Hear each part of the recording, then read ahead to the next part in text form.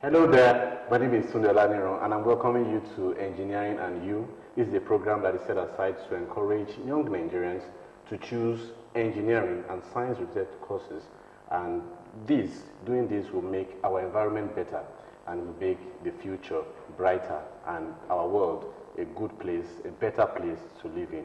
My name is Tunde Olaniro once again, and this is a very, very interactive program where we get to ask you questions and you get to ask us questions. And for answering our questions, you get something in turn. My guest is in the house. We are going to be talking around him and what he does and why his choice of the course he decided to choose to study and why he has got to where he is right now. But before then, let me just give you the question for the day. And this question is basically for those in the secondary school category. So please, those are the set of people that can answer this question. And the question for the day is, the organelle that eliminates water from the body of a protozoa is? The organelle that eliminates water from the body of a protozoa is? So the lines will be open very soon after this short break. We'll be going on a very short break, and when we return, I will let you in on who my guest is and his profile.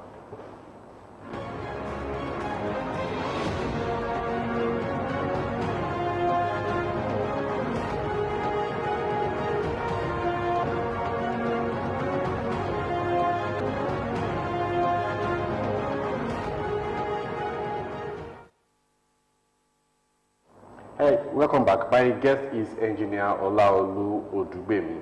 Engineer Olaolu ODUGBEMI was born on the 17th of December 1959. His place of birth, Akaka Remo. And education-wise, he started his education from Yaba Methodist School, then to Remo Secondary School, Shagamu. That's one thing we both have in common. And Comprehensive High School, Ayetoro. Then to University of Lagos, where he bagged his first degree in electrical engineering and master's degree from 1986 to 1987. Then MBA, Master's in Business Administration, 1993 to 1995. Then to University of Surrey, Galford in UK, where he bagged MSc in Biochemical and Medical Engineering. Leeds University in Ibadan, where he got BSc Honours in International Relations. Christian University, Abeokuta, where he studied law, amazingly, and engineering, studying law. And he came out with a first class, then to a Nigeria Law School, Lagos campus, where he was later called to bar. His working experience, he worked in Ogun State Civil Service, Ministry of Works and Housing, as electrical engineering, grade 2, 1983. Then Ministry of Housing as Director of Electrical Engineering Services, 2008-2010. Then in 2010, he retired in December 2010 to pursue his interest and private practice. Some of the key projects that he ventured into are Ogun State Secretariat Complex, Block A, B, C, and D as M&E design, then Gateway International Stadium Complex and NYSC Orientation Camp Shagamu as M&E, Awujale Palace Extension Ijebu-Ode as M&E and supervised orders in 2011, the Federal Medical Center Abeokuta Physiotherapy Unit and Maternity and Ward Complex, M&E also, among so many others. He is a member of so many associations and obviously a fellow of the Nigerian Society of Engineers. So please join me as I welcome Engineer Olaolu ODUGBEMI. Welcome, sir. Thank you very much, sir. First of all, I will ask, there are so many fields of engineering. Why the choice of electrical engineering? Quite frankly, I have always loved, in those days when you see people who repair TVs, who fondle with electrical equipment and so on and so forth, I've always loved them. So when I had the option to choose one area, I felt that that reflects the kind of thing I wanted to do. And I went into electrical engineering. And honestly, there had been no regrets. Okay, when you talk about electrical engineering, to the layman, yes, what they think about is an electrician, someone that does something with cables and wires. Is that the real deal? Is that the real idea? What is part of electrical engineering? but that's at the lowest level. Okay.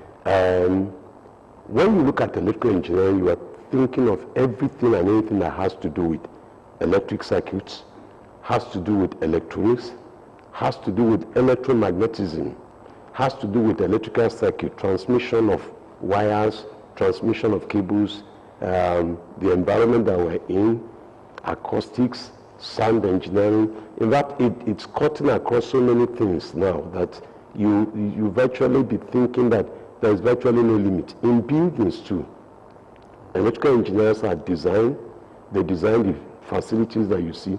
Whatever has to do with electricity, whatever has to do with electronics, whatever has to do with electromagnetism, when you talk about the design, the study, the application, that's what electrical engineering is all about. Okay, there are so many arms, let me use that, of electrical engineering. We have the RF.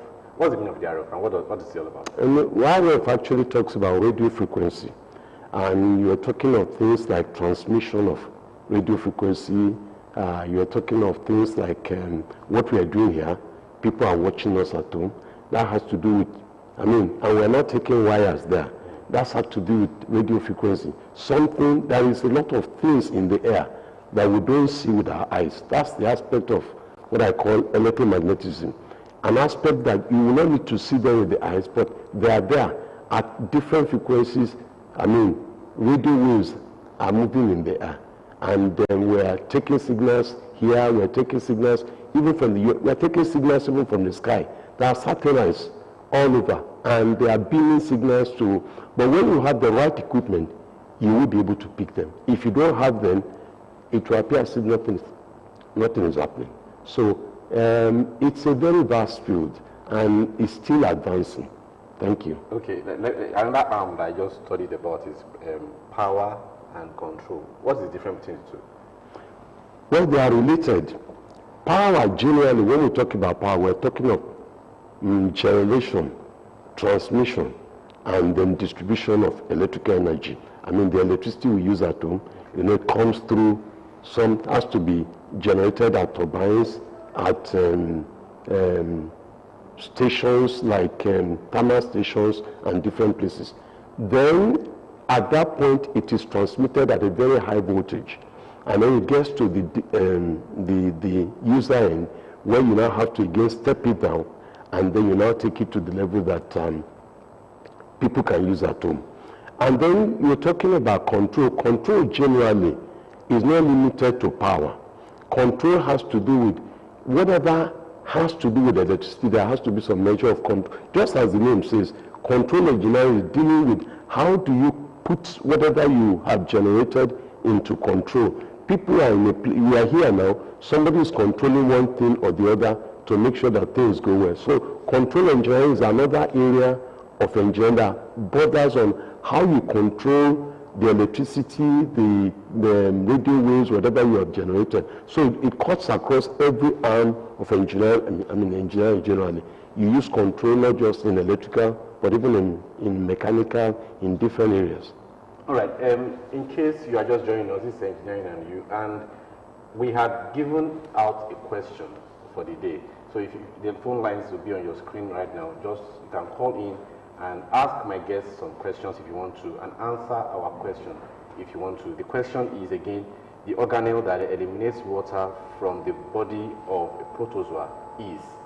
The organ that eliminates water from the body of a protozoa is. So you can answer the question calling us or go through any of our social media handle and answer our question. If you want to call us, please go ahead and do that. Our guest is in the house. Now, sir, for the young Nigerian that wants to study electrical engineering, most young Nigerians that we know, that we see, have this phobia, let me use that word, for mathematics. Now, how much of mathematics is required in the study of any arm of electrical engineering? Let me be honest with you that there's no aspect of engineering that you go into that will not require a depth of mathematics. Indeed, some of us went into engineering because of our love for mathematics. What we knew then was physics, maths. When you do physics, you do mathematics, you even do what we call additional mathematics. And there is no way you can go into engineering without a sound knowledge of mathematics. But electrical thing is even much more difficult, because when we're dealing with in electricity are not things that you can see. We're talking about electrons. We're talking about ions. We're talking of things that are almost imaginary, that cannot be seen. And there are a lot of things that people have to, I mean, when we talk about electromagnetic waves, you're talking of things that you have to, your level of mathematics to be, these things exist, but they are captured by a high level of mathematics. So you're going to deal with things we call Fourier transforms, Laplace transforms. Let me be honest with you, without a very sound knowledge of mathematics, it will be very difficult. But that's not to say that it is not something you can track. I mean, mathematics can be learned by anybody. I mean, it's just that we have discouraged ourselves, just as some of us discourage ourselves, I mean, from studying things like biology, literature, and when I was in secondary school, I thought those were no-go areas. But in moving into life, when I went to University of Surrey to study biomedical engineering, and I realized that without biology, because that's another thing that you need a sound knowledge of biology. Without biology, I cannot come back. I mean, it's just a no-go area. So I went into it. Whatever area, once you are interested, you can always pick it up. That's just my encouragement to younger ones. Don't be discouraged. Maybe you have been discouraged by your mathematical teacher, or sometimes there was even no teacher to teach.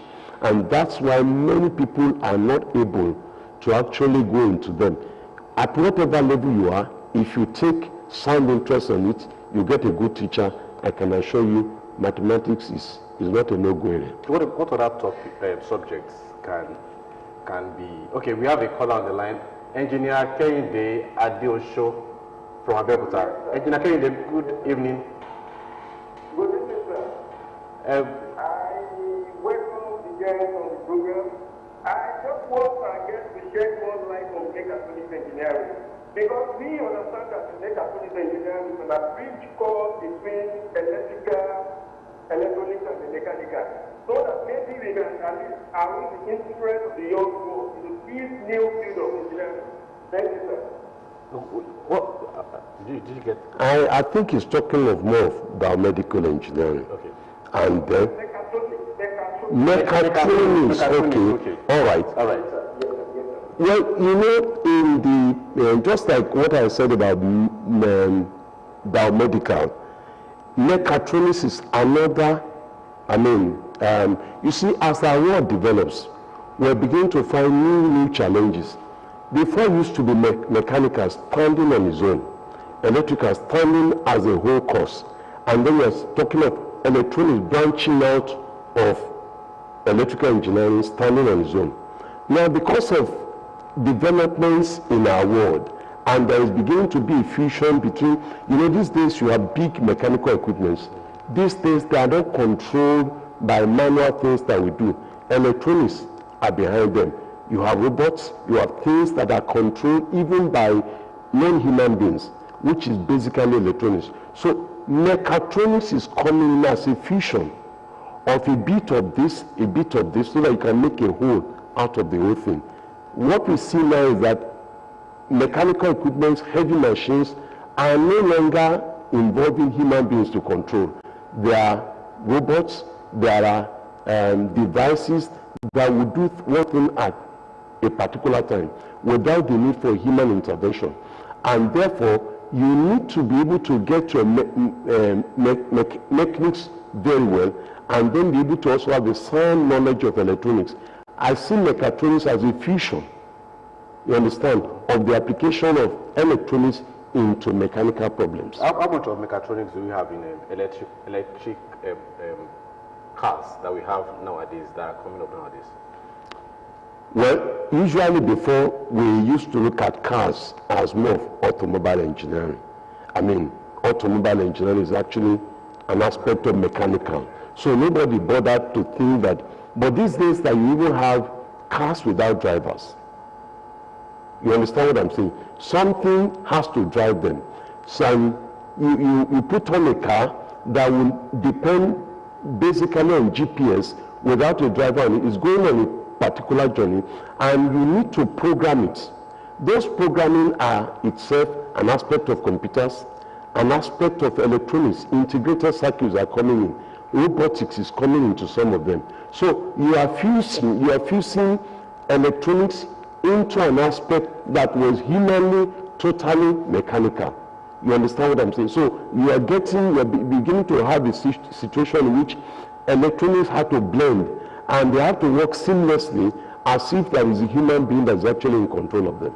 Are we like now saying that the future of engineering is a fusion of so many, either two separate engineering fields? In fact, we are beginning to look at there is no boundary.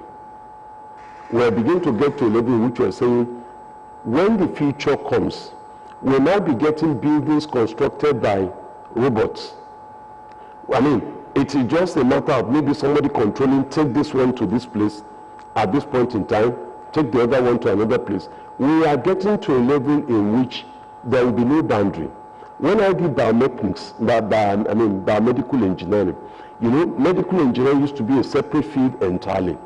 But now we have challenges in human beings, and we need to solve them using engineering principles. So the electronics, the mechanics, even the chemical aspects of engineering are coming in now to work together to solve problems for human beings. And we are seeing equipments that will be able to take anything inside the human being and take a 3D printing of them. So I am beginning to look at a future, 10, 15 years, that we will not begin to have the level of separation that we're having now in the future.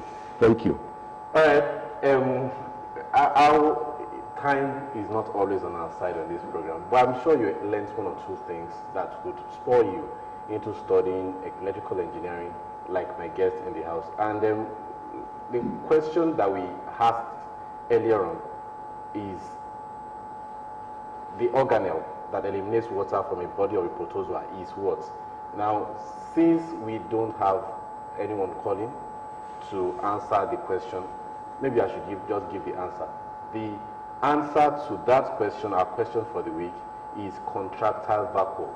The organ that eliminates water from the body of a protozoa is contractile vacuole.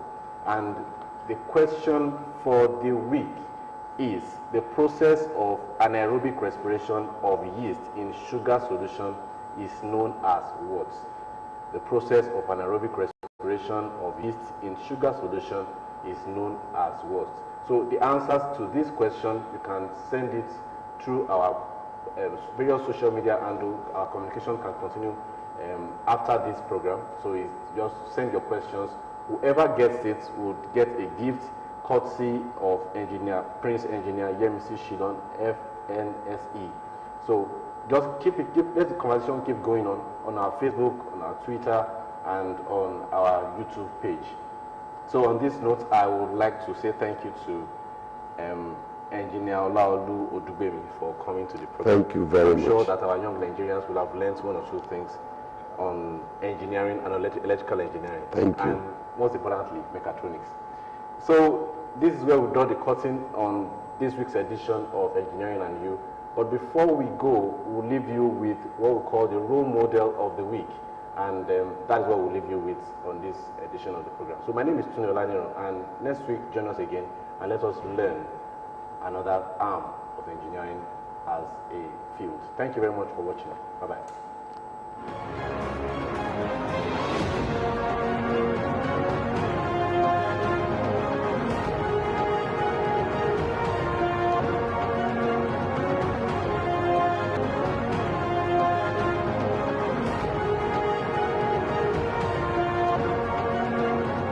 Week is Dr. Rita Oji, a Canadian Research Chair in Persuasive Technology and a Computer Science Professor at Dalhousie University, Canada, where she directs the Persuasive Computer Lab. Professor Rita Oji's research in the area of human-computer interaction focuses on designing interactive technologies that empower people, improve lives, and contribute to solving many societal problems. Rita Oji is a Nigerian grew up in Enugu State, where she had no access to a computer, and at age 13, she entered the Nigerian team for the International Mathematics Olympiad. She studied computer science at Nnamdi Azikiwe University, had a master's at Middle East Technical University, where she was the only black student. She later moved to Canada as a graduate student and earned a PhD at University of Saskatchewan in 2014. With over 160 peer-reviewed papers, Professor Oji has won over 50 prestigious awards and recognitions nationally and internationally in recognition of her outstanding achievements both in academia and society at large.